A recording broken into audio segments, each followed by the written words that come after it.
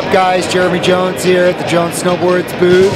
Got a bunch of new product this year. All the split boards, the exciting thing, we've been able to take the technology from some of like our really top-end Ultracraft, really expensive board and bring that throughout all the splits this year.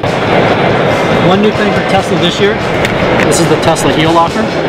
But this will essentially lock the heel in place while turning. We get asked for this quite a bit.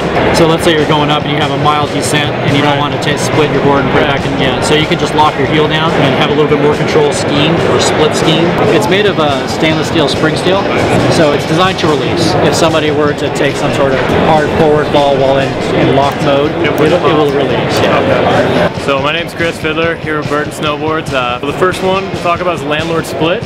One of the really cool features on this is a new split channel system. Our new channel system is incredibly easy, fast to set up. All you have to do, pull it out of the bag. The pucks are already mounted. Twist them, adjust your stance, lock them down, slide your binding on, and you're ready to go.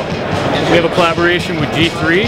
We're offering their high traction Alpinist splitboard skins. These come right out of the box. They're designed to fit our splits. It's got the integrated tail clips already on it, so it keeps the skins really tight.